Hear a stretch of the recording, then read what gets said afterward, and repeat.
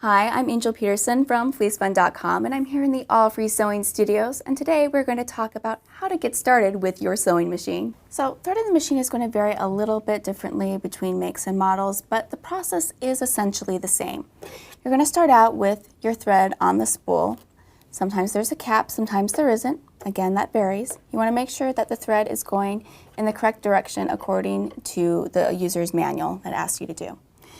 Then it's a matter of taking it over and pulling it through any loops that it might need, right here. And then what it's going to do is we're going to thread it through those tension plates, which are important for how much tug is on the string. Then we're going to take it down here and around and up to the take-up lever, and that pulls the string up. We're going to make sure that that's threaded through the take-up lever right there. Then we're going to come back down, and there's another holding place for the thread right here, and another one just before the needle. And some machines can manually thread the needle, or can automatically thread the needle for you. But personally, I don't mind doing it myself. Just cut off the end so it's nice and not frayed, and just thread it through the needle. And then you have your top section threaded.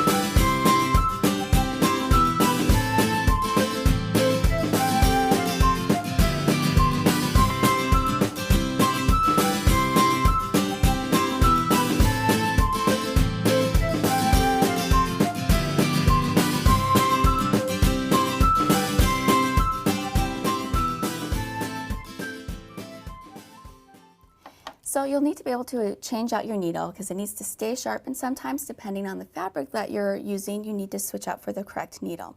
Switching the needle out is very easy to do. What you're going to do is there's a knob here, and that's what's holding on to the needle. So what I like to do is I like to unthread the needle, have my fingers there already, just loosen it, and then you'll be able to pull the needle out and then replace it with a new needle. You'll need to you can bend the back of the box and pull out your needle.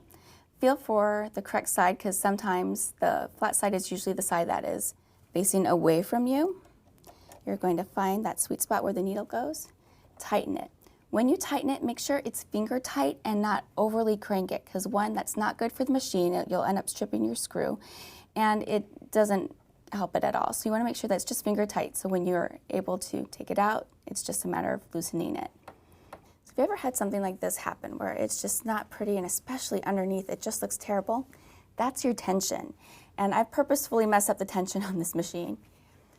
Most tension knobs will actually show you where the sweet spot is, and on here it's this red spot, and that's the sweet spot for the straight stitch on typical fabrics, meaning cottons, muslins, things that are along those lines.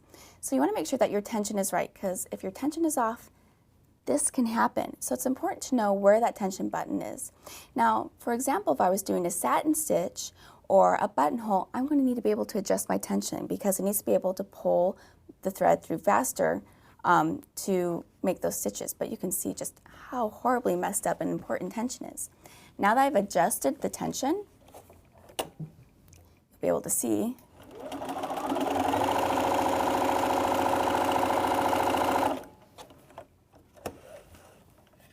what a difference it makes. See, already looks better. Well, it looks a little lost because that's a thread from the other thing. There we go. And it looks good from behind. So it's important to pay attention to your tension and know that it's set in the correct spot for the fabric that you're sewing on. Very often you'll need to switch out the presser foot for different things. And for example, I want to work on a zipper, I'm going to need the zipper foot. Now on this model, you actually literally switch out the foot. Some it's one solid piece, some you just switch out the feet part. There's a little lever right here. I'm going to use that to release it.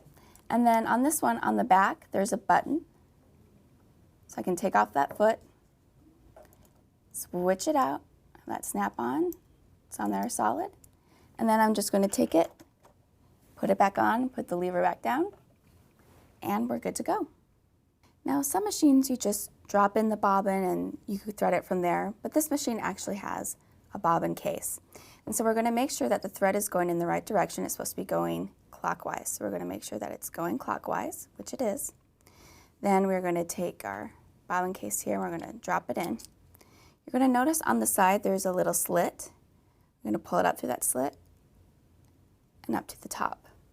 And then it's threaded through the case. Now to get it in, there's this little kind of flap or lever tab thing in the back.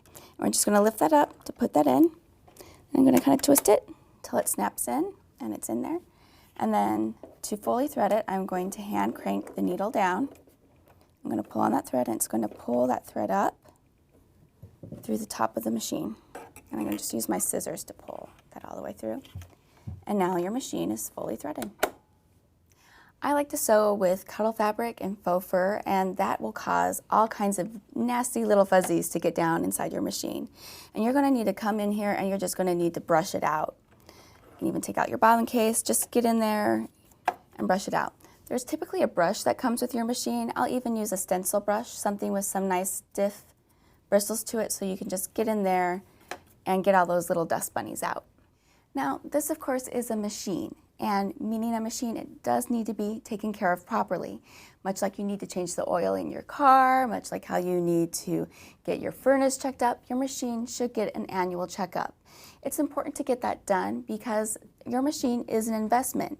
And by just taking that time and having it done once a year, I promise you, if you buy a good machine, it will last you decades. So getting it serviced annually is great for catching little tweaks and fixing things before they become big problems down the line.